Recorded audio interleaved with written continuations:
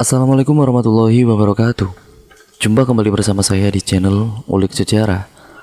Pada kesempatan kali ini saya akan kembali lagi membacakan suatu kisah misteri yang berjudul Diperkosa dan Ditumbalkan. Cerita pada kali ini ditulis oleh Nafila yang merupakan salah satu tim dari channel Ngulik Misteri. Jadi apabila kalian penasaran dengan channel Ngulik Misteri, kalian bisa tuh kunjungi channel Ngulik Misteri dan linknya sudah ada di kolom deskripsi video kali ini. Yuk, daripada kita lama-lama, kalian tentunya pasti penasaran kan bagaimana ceritanya. Mari langsung saja kita simak ceritanya berikut ini. Di kesempatan kali ini ada satu narasumber, yaitu seorang praktisi yang ingin menceritakan kisah pilu seorang gadis yang ditumbalkan oleh pelaku pesugihan. Awal kisah sebelum gadis itu ditumbalkan oleh pelaku pesugihan, sebut saja namanya Pak Jarwo, dan orang suruhannya yaitu Toto. Toto yang dipercaya oleh Pak Jarwo untuk mencari gadis yang masih perawan, yang belum pernah disetubuhi untuk dijadikan tumbal dengan cara dibunuh dan diambil darahnya. Pak Jarwo ini meminta bantuan ke Toto yang nantinya dikasih imbalan yang setimpal. Toto menyanggupi apa keinginan tuannya itu. Ada suatu waktu saat Toto menemukan gadis yang masih belia yang berumur kurang lebih 16 tahun. Sebut saja nama gadis itu Putri. Toto kenal dengan Putri melalui media sosial. Dari perkenalan itulah Toto mendapatkan incaran yang nanti akan diserahkan ke majikannya, yaitu Pak Jarwo. Setelah mengenal lebih dekat, lebih dalam lagi, dan juga Putri benar-benar terkena bujuk rayu dari si Toto ini. Singkat cerita, Toto ini mengajak Putri jalan-jalan dengan menggunakan sepeda motornya. Mereka pun sempat pergi ke sebuah taman hiburan, bermain, bercanda tawa dengan asiknya selayaknya sepasang kekasih. Dan apa yang dilakukan Toto tidak seperti apa yang Putri kira. Setelah taman hiburan, Putri dibawa ke salah satu tempat, yaitu gudang kosong di salah satu pabrik yang sudah tidak terpakai lagi. Di situ Putri dibunuh dan diambil sebagian darahnya yang nantinya diserahkan kepada Pak Jarwo. Karena darah yang diinginkannya itu adalah darah seorang gadis yang masih perawan, yang benar-benar masih suci. Namun sebelum Putri dibunuh dan diambil darahnya, ternyata Toto sebelumnya menyetubui gadis yang diinginkan oleh tuannya tersebut. Sakit.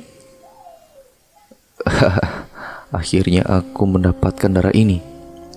Setelah gadis itu disetubui lalu dibunuh dengan cara ditusuk di bagian perutnya, dan darah yang mengalir itu dibungkus dengan plastik lalu diserahkan kepada Pak Jarwo. Pak Jarwo dengan senang hati menerima bungkusan darah itu. Dia tidak curiga itu darah perawan atau tidak, karena Pak Jarwo sudah sangat percaya dengan Toto. Darah itu yang nantinya dijadikan syarat untuk melakukan ritual pesugihannya. Pak Jarwo lalu memindahkan darah itu ke salah satu tempat yang terbuat dari batok kelapa. Dituangkanlah darah itu lalu diletakkan di samping sesajian yang lainnya. Segala persyaratan yang sudah lengkap, malam harinya Pak Jarwo melakukan sebuah ritual. Pak Jarwo ini melakukan ritual itu tidak seperti sebelumnya, karena biasanya tidak ada darah yang disyaratkan, tapi berbeda di ritual pada kali ini. Mungkin keinginan dari sesembahannya yang menginginkan darah gadis yang masih perawan. Pak Jarwo melakukan ritualnya. Sesembahannya melihat darah yang ada di dalam batok kelapa itu, tetapi sesembahannya itu seakan-akan memandang dengan tatapan murka, dan Pak Jarwo pun tidak mengetahui kemurkaan dari sesembahannya itu. Setelah ritual itu dilakukan, yang biasanya berdampak cepat, apa yang menjadi tujuan utama pelaku pesugihan, yaitu kekayaannya yang akan bertambah sangat banyak. Tapi yang didapati Pak Jarwo setelah ritual itu dilakukan justru kebalikannya. Usaha yang dilakukan satu persatu mengalami kegagalan. Bahkan dalam kurun waktu 3 bulan, hampir semua aset-asetnya itu terjual. karena usahanya itu hampir semuanya bangkrut. Pak Jarwo tidak habis pikir semua itu terjadi karena apa. Pak Jarwo meminta ke salah satu praktisi atau dukun yang diundang untuk membantu menyelesaikan masalah yang dihadapinya itu. Dukun itu datang ke tempat Pak Jarwo yang ditemani dengan Toto. Dukun itu ditanyakan oleh Pak Jarwo, "Bah, apakah sampean ini seorang dukun sakti?" "Sakti atau tidaknya kita lihat saja nanti hasilnya. Kalau sampean kurang percaya, mending ganti orang saja, cari praktisi yang lain." Dan obrolan itu kemudian mulai terjadi. Pak Jarwo yang sudah percaya dengan dukun itu mulai mengungkapkan masalah yang dihadapinya. Satu persatu masalah diceritakan dari bulan pertama, bulan kedua, sampai hampir semua aset-asetnya terjual. Pak Jarwo sebagai seorang pelaku pesugihan meminta pertolongan agar apa yang menjadi miliknya itu tidak habis atau tidak hancur karena usahanya itu hampir bangkrut. Karena melihat keadaan Pak Jarwo waktu diambang kehancuran, sang dukun ini meminta waktu untuk melakukan ritual di tempat Pak Jarwo. Nah, kebetulan ritual yang dilakukan ini bertepatan di satu tempat dengan Pak Jarwo yang melakukan ritual dengan sesembahannya, yaitu di suatu kamar yang memang sudah disediakan oleh Pak Jarwo. Setelah semua sesaji yang diperlukan itu dilengkapi oleh Pak Jarwo, praktisi itu melakukan ritualnya dari jam 10 malam sampai jam 3 pagi.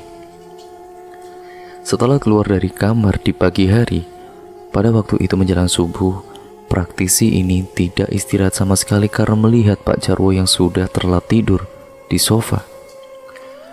Praktisi ini menunggu Pak Jarwo untuk bangun. Setelah Pak Jarwo ini terbangun dari tidurnya dan melihat praktisi yang duduk di depannya, seketika menanyakan ke praktisi tersebut, "Bah, gimana hasil ritual semalam?" "Hasil ritual yang saya lakukan di kamarnya Bapak itu ada satu kejanggalan, yaitu tentang salah satu syarat sesaji yang berupa darah yang ditaruh di patok kelapa yang disajikan untuk sesembahannya Bapak." "Maksudnya apa, Mbah?"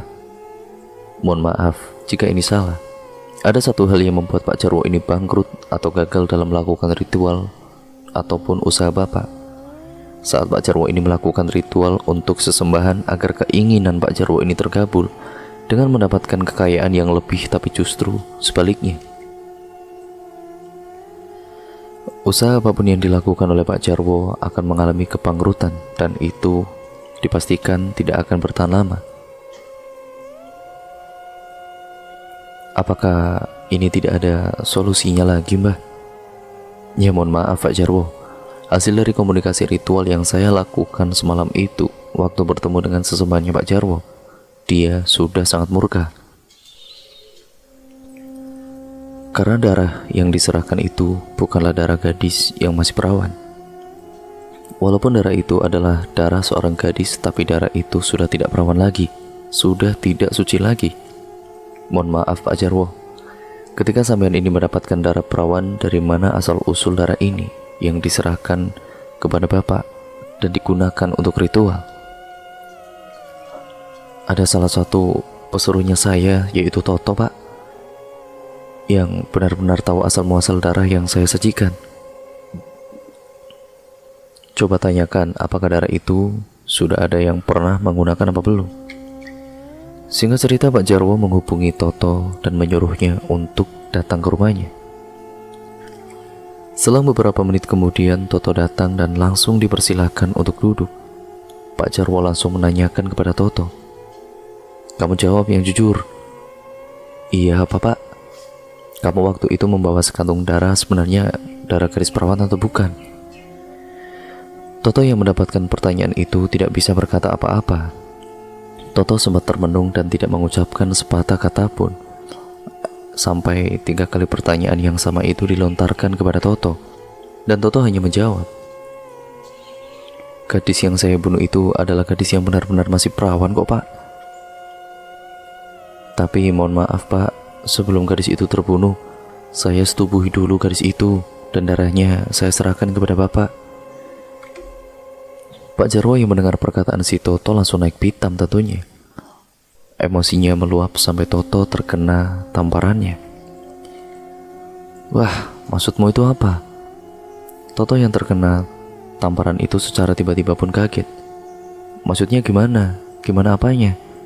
Kamu tahu kan syaratnya itu apa? Saya menginginkan darah seorang gadis yang masih perawan. Iya, terus salah saya apa, Pak? Bukankah apa yang Bapak inginkan sudah saya penuhi? Iya, tapi kamu melupakan apa syaratnya? Darah yang masih perawan. Dengar gak kamu? Bukan sudah disetubui lalu diambil darahnya. Itu sudah bukan perawan lagi, Toto. Iya, maaf Pak, saya mengakui kesalahan saya. Saya benar-benar hilaf Pak, sudah menyetubui gadis itu dulu. Sang praktisi yang mendengar keributan dua orang yang ada di hadapannya itu mencoba menengahi. Sudah, jangan berdebat terus. Sudah berhenti.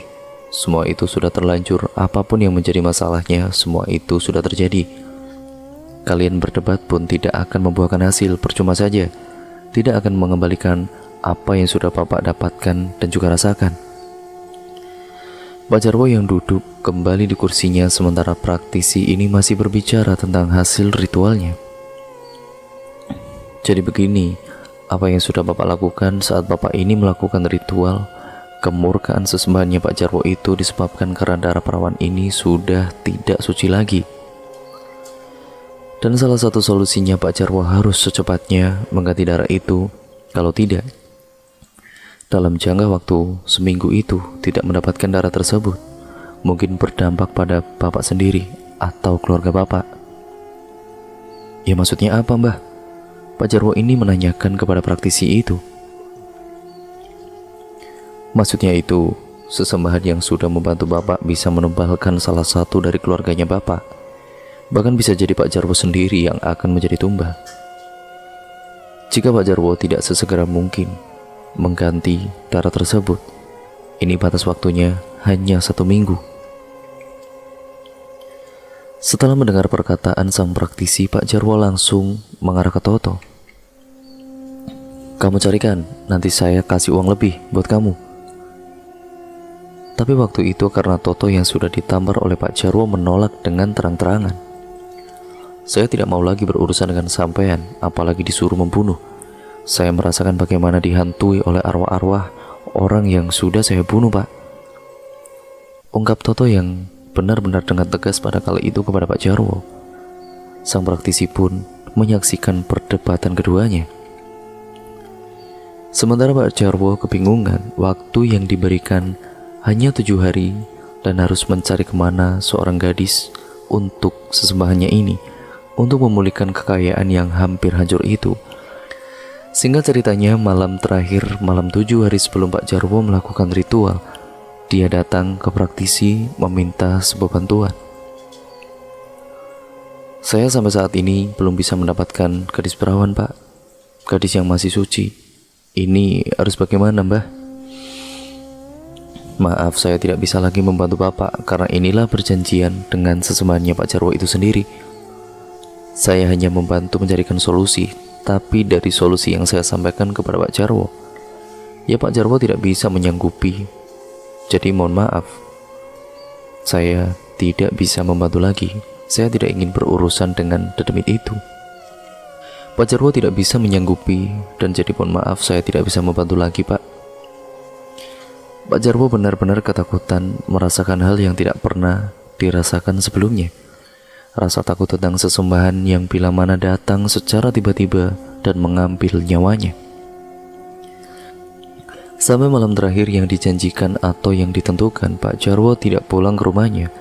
Esok harinya dia pulang mendapatkan istrinya yang sudah dalam keadaan meninggal dunia dengan cara yang tidak wajar.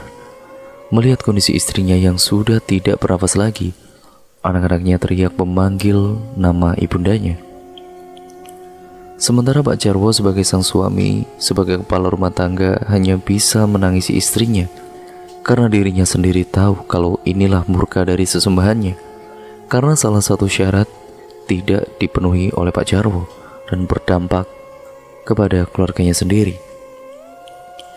Setelah 100 hari kepergian istrinya, anak-anaknya juga menjadi korban kemurkaan dari sesembahannya Pak Jarwo. Seluruh anak-anaknya meninggal dunia dalam tragedi kecelakaan yang benar-benar sangat tragis. Tabrak lari dan tabrakan beruntun. Setelah anak-anaknya ini meninggal dunia, Pak Jarwo benar-benar sudah tidak kuat dalam menjalani kehidupannya. Akhirnya semua aset-aset berharganya pun sudah terjual karena usaha yang dilakukannya benar-benar bangkrut. Kekayaan yang dimiliki benar-benar habis, tidak tersisa. Pak Jarwo yang akhirnya mengalami beban mental yang membuat dirinya itu depresi seakan-akan seperti orang gila, dan itu pun disaksikan oleh praktisi yang pernah membantu Pak Jarwo ini. Praktisi itu melihat Pak Jarwo ketika di sebuah jalan sempit yang bisa dibilang kumuh. Dan kabar berita yang berkembang pun Pak Jarwo ternyata sudah menyerahkan diri ke pihak yang berwajib atas perilakunya. Kemungkinan hal itu didasari oleh Pak Jarwo setelah banyaknya korban yang ditumbalkan, yang diperkosa dan juga dibunuh, yang membuatnya sering dihantui oleh arwah para gadis yang menjadi korbannya. Dan Pak Jarwo tanpa dicari akhirnya menyerahkan diri ke pihak yang berwajib, tanpa harus dicari siapa dalang yang membunuh para gadis itu. Dari cerita yang saya sampaikan ini semoga memberikan wawasan bagi kalian semua bahwa di balik perilaku pesugihan yang dilakukan oleh Pak Jarwo ataupun oleh pelaku-pelaku yang lain, itu bisa mengakibatkan murka bagi sesembahannya dan berakibat fatal bagi keluarganya sendiri apabila tidak memenuhi semua persyaratan yang dilakukan. Karena jin atau iblis yang menjadi sesembahannya ini tidak mau dirugikan tentunya. Mereka tidak menepati janji, ya nyawanya yang menjadi taruhannya. Dan cerita pun selesai sampai di sini ya teman-teman. Terima kasih untuk kalian semua yang sudah menyimak video kali ini, yang sudah mampir di channel ini. Jangan lupa untuk kalian like, komen, dan share video kali ini sebanyak-banyaknya. Jangan lupa pula untuk kalian klik tombol subscribe serta nyalakan tombol lonceng notifikasinya agar kalian tidak ketinggalan video terbaru selanjutnya dari channel ini. Sekian dan terima kasih ya teman-teman. Mohon maaf nih apabila banyak salah kata ataupun narasi saya yang kurang jelas ataupun ceritanya sedikit muter-muter. Saya mohon maaf apabila itu terjadi. Jadi apabila kalian bingung, kalian bisa tonton berulang kali ya teman-teman sampai kalian paham. Terima kasih. Video ini saya akhiri ya teman-teman. Oh ya, apabila banyak pesan moral yang terkandung dalam cerita pada kali ini, semoga kita bisa mengambil hikmahnya dan jadikan itu semua sebagai pembelajaran untuk kita semua agar kita menjadi manusia yang jauh lebih baik lagi. Sekian dan terima kasih ya teman-teman. Sampai berjumpa di video yang selanjutnya. Wassalamualaikum warahmatullahi wabarakatuh.